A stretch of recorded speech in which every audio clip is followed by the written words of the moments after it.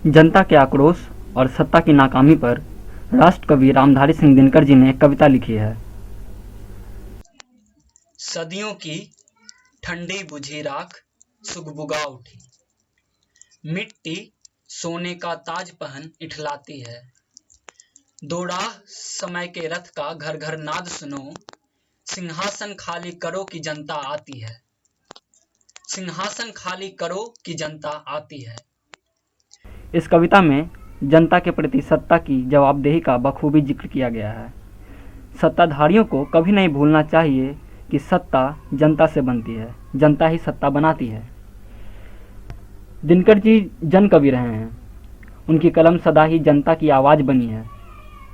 आज दिनकर जी को अपना प्रेरणा स्रोत मानते हुए मैं वर्तमान स्थिति पर अपना कलम चलाया है और सत्ताधारियों से यह पूछा है कि वे चुप क्यों हैं।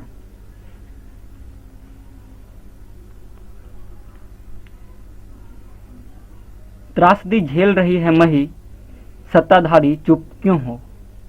स्वामित्व दिया है तुमको, स्वामी तुम चुप क्यों हो।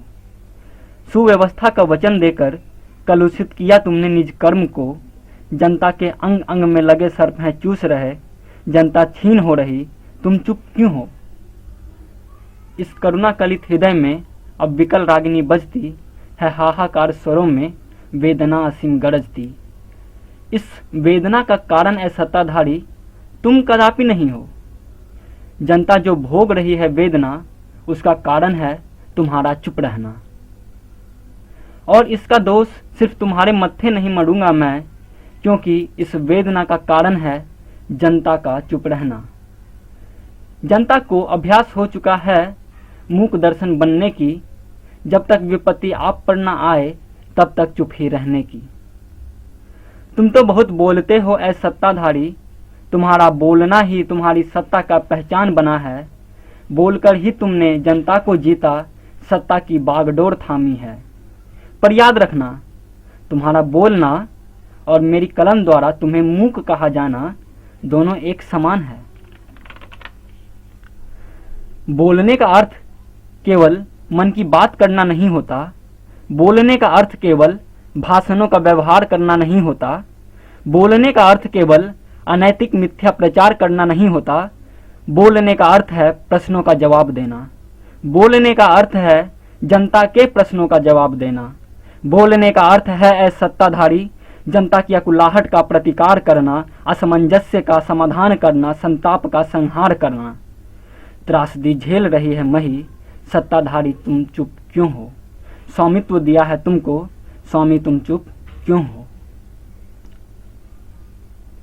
एक वर्ष की अवधि कम नहीं होती, यदि खोट नहीं हो मन में तो विषम परिस्थिति में भी 56 इंच के छाती की शक्ति कम नहीं होती।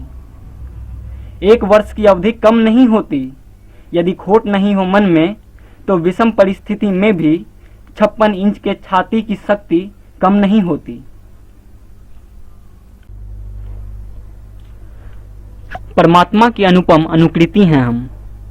मंदिर में विराजते हैं एक राम, 130 कोटि राम रमन हम में भी करते हैं। हम मिट्टी के हैं घट, राम है आकाश, और उसी आकाश का अंश हर घट में है व्याप्त।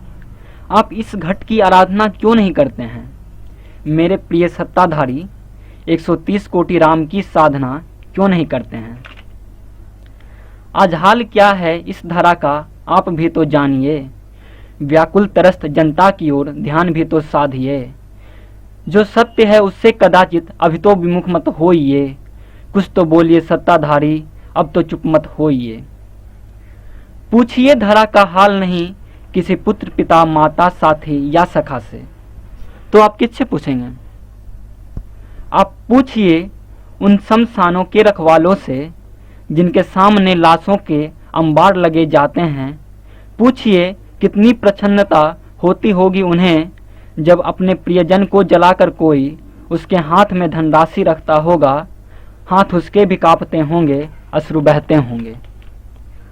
आप पूछिए सवदाह घरों की उन चिमनियों से जिन्होंने इतनी लाशें जलाई कि लोहे होकर भी वे पिघल गए।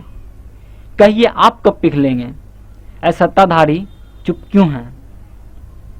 आप पूछिए गंगा जमुना के उन तटों से लाशों की राखें असमय जब मिट्टी में मिलती हैं तो कैसी लगती है।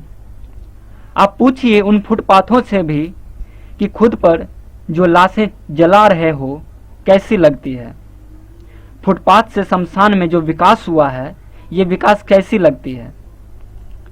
अस्पताल को मत भूलिए, एम्बुलेंस को मत भूलिए, पूछिए उस एम्बुलेंस चालक से जब मरीज हॉस्पिटल दर हॉस्पिटल चक्कर लगाकर मर जाता है तब उसके आत्मा को कैसा लगता है।